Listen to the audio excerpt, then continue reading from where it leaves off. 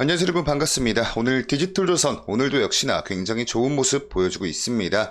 가장 최근 들어서 이 지드래곤이 복귀를 한다는 이런 언론 보도들이 연일 보도가 됨에 따라서 그에 대한 기대감으로 인한 수급들이 들어오고 있어요. 자, 그래서 아마 많은 분들께서 우리 지드래곤 하면 빅뱅이 떠오르고요, 빅뱅 하면 YG 엔터테이너가 떠오르는데 과연 우리 디지털조선과는 어떤 연관인지, 어떤 수혜가 기대가 되기 때문에 지금 이제 수급으로 들어오고 있는지, 이런 부분들에 대한 이 연관관계 해석을 좀 드릴 거고요. 우리가 좀 집중해서 보실 필요가 있는 부분들 포커스 잡아서 포인트 잡아 드릴 겁니다. 그치만 여러분들, 너무 좋은 소식만 있는 건 아닙니다. 분명히 존재하고 있는 리스크도 있어요. 그래서 이런 부분들 같이 오늘 영상 하나하나 살펴보도록 하겠습니다. 우선 먼저 차트를 먼저 한번 좀 보도록 할게요. 가장 최근까지 여러분들 이렇게 주가 조정이 굉장히 오랜 기간 동안 나왔습니다. 24년도 들어오면서 지금까지 계속 꾸준하게 거의 뭐 계단식 하락처럼 야금야금 좀 주가가 흐르는 이런 모습을 보여주고 있었습니다. 근데 이때까지만 하더라도 좀 박스권 횡보를 이어가고 있었죠. 그러다가 가장 최근 들어서 굉장히 많은 수급들이 받쳐 들어오면서 이때를 기점으로 주가 상승 굉장히 좀 좋은 모습 보여주고 있습니다. 그래서 우선은 우리가 좀 살펴볼 게, 과연 어떤 것 때문에 이때 당시 많은 수급들이 들어왔는지, 이 추세 자체를 어떻게 돌릴 수 있었는지, 이 부분에 대해서 먼저 좀 설명을 드려볼게요.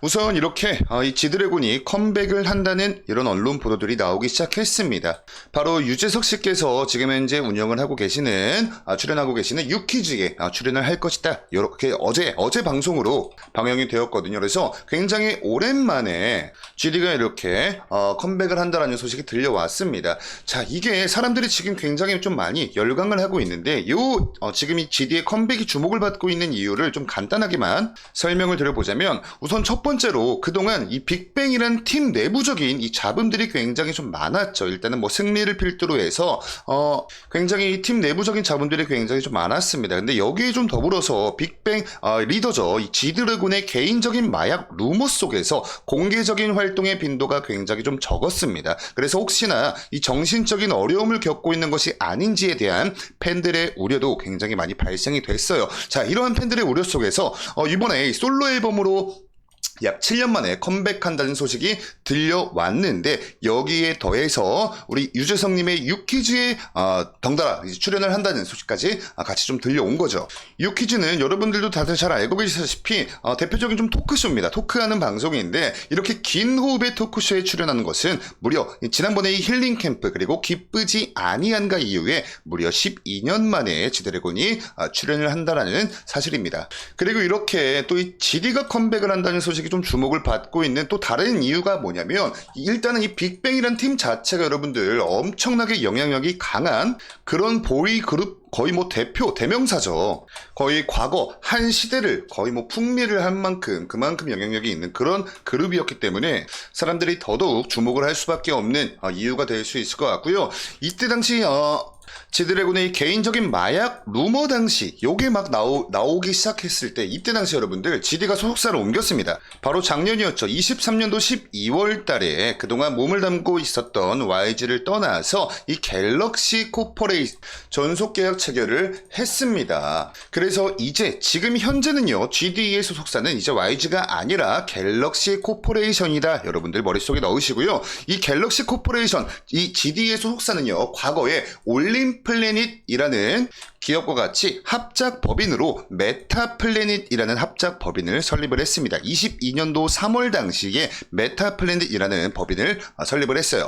이런 상황에서 바로 3개월 뒤에 22년도 6월 달에 우리 디지털 조선이 이 메타플래닛과 같이 MOU를 체결을 했던 적이 있습니다. 자, 그러면 이 MOU 체결 당시의 내용, 주요 내용이 굉장히 중요할 수가 있을 것 같아요. 이 관련된 내용 같이 한번 좀 보시면요, 우리 디지털 조선과 메타플래닛 MOU 주요 내용입니다. 보셨을 때 바이럴 홍보를 위한 협력 및 제휴, 그리고 보유 콘텐츠, 그리고 플랫폼을 연계할 거고요. 기술 및 커리큘럼을 활용한 교육 프로그램 개발, 그리고 컨퍼런스 진행 등이 있다라고 하죠. 그래서 이를 통해서 메타플래닛과 디지털 조선은요, 메타버스 미디어 플랫폼 시장을 선점하고 콘텐츠 트렌드를 이끌어 나갈 계획이다라고 이때 당시 밝혔습니다. 이때를 혹시 좀 기억하고 계신 분들 계실 수도 있을 것 같습니다. 22년도 때 여러분들 뭐가 있었죠? 바로 코로나였죠. 코로나 시대였기 때문에 다들 바깥 활동, 즉 오프라인 활동보다는 온라인 활동을 좀 위주로 이렇게 활동을 했던 때였어요. 그래서 이 온라인 위에 사람들이 관심을 갖기 시작한 게 바로 메타버스였습니다. 가상현실이죠. 메타버스 테마가 이때 당시 굉장히 주목을 많이 받았었어요.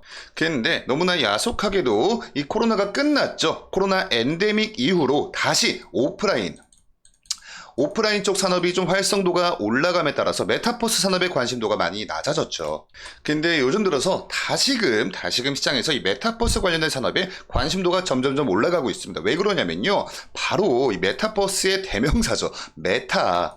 페이스북과 인스타그램의 회사죠. 메타가 가장 최근에 메타 커넥트를 개최를 했습니다. 이미 지나갔어요. 9월 25일부터 26일 동안 개최를 했었는데 이때 당시에 메타에서 좀 어느 정도 혁신적인 제품을 공개를 했습니다. 바로 오라이언이라는 메타가 만든 XR 제품이었습니다. 바로 안경처럼 생겼는데 이게 도대체 뭐길래 사람들이 다시금 메타버스에 관심을 갖게 됐냐면 과거에 애플의 비전 프로는 실패를 경험했었습니다. 가장 컸던 이유가 바로 가격이었어요. 성능은 뒷전이고요. 뭐 성능도 굉장히 좀 잡음이 많았는데 일단은 가격이 너무 비쌌죠. 아직까지도 한화로 500만 원이 넘어가고 있습니다. 그래서 사실 좀 많은 사람들이 이용을 하기는 너무 좀 이 진입 허들 자체가 가격적인 허들이 높았기 때문에 이때 다시 좀 미국 출애랑 추정치를 봤을 때 굉장히 급감하는 모습을 보였죠. 자, 근데 요번에 이 메타에서 공개가 됐던 메타 오라이언의 가격은요, 한국 돈 하나로 약 40만 원 중반대로 형성이 되어 있어서 거의 뭐 10분의 1 이 정도 가격 수준으로 발표가 되었기 때문에 이제는 진짜 이런 XR 웨어러블 기기가 상용화가 될 수 있다라는 기대감이 같이 좀 올라가고 이용자 수도 그만큼 이렇게 많아지고 있는 추세이기 때문에 우리도 마찬가지로 이 부분에 있어서 좀 주목을 해보실 필요가 있을 것 같아요. 왜 그러냐면 앞전에 우리가 살펴봤던 우리 갤럭시 코퍼레이션 지드래곤 소속사죠. GD를 영입을 하면서 메타버스나 아바타 그리고 인공지능 등의 어떠한 이 최신 디지털 기술에 대한 지식재산권이죠. 즉 IP를 같이 결합을 하면서 어떤 새로운 콘텐츠 시장을 개척을 하고 있다고 알려져 있습니다. 자, 이 IP 요즘 같은 세상에 더더욱 그 중요성이 부각이 되고 있습니다. 그리고 이 IP 중에서도 무려 이 GD의 IP를 활용을 할 수 있다라는 지금 현재 시장의 기대감이 주가에 반영이 되고 있다. 이렇게 해석을 드릴 수가 있을 것 같고요. 이제 리스크적인 측면에 대해서 좀 설명을 드려보자면 일단은 실질적으로 이 지드래곤의 IP를 활용한 어떤 매출들이 지금 현재 찍히고 있진 않습니다. 지금 보고 계신 내용은요. 우리 디지털조선의 수주 공시 내용입니다. 24년도 반기 보고서 기준의 수주 공시 내용인데 아직까지는 우리 GD IP를 활용한 매출이 찍히지는 않고 있어요. 그렇기 때문에 어떠한 이런 뭐 실적을 기반으로 하는 주가 상승이 아니라 이 기대감에 의한 주가 상승이 거의 뭐 100% 작용을 하고 있기 때문에 이 부분은 마치 좀 양날의 검 같은 그런 느낌으로 여러분들 생각을 하시면 좋을 것 같고요. 마지막으로는 우리 디지털조선 관련된 공급 계약 변경 사항에 대해서만 좀 가볍게 체크를 하고 영상 마무리하도록 하겠습니다. 원래 기존에는 이 소노 인터내셔널과 같이 이렇게 약 73억 8,900만 원가량의 공급 계약을 계약 기간을 보시면 24년도 10월 25일까지 계약이 되어 있었습니다. 근데 이 계약 금액 같은 경우에 변경은 없었어요. 근데 이 기간이 이렇게 변경이 됐습니다. 25년도 6월 30일까지. 그러니까 약 8개월 정도, 8개월가량 좀 밀렸다. 이 부분 이렇게 간단히 체크를 도와드리면서 오늘 영상은 마치도록 하겠습니다. 우리 디지털조선 관련된 추가적인 이슈나 정보들 올라올 때마다 저희 대기업에서 업데이트 도와드릴 테니까 다음 영상도 기대 많이 해주시고요. 오늘 영상의 내용이 여러분께 도움되셨으면 영상의 추천 버튼 한 번씩 부탁드리면서 저는 다음 영상으로 인사드릴게요. 감사합니다.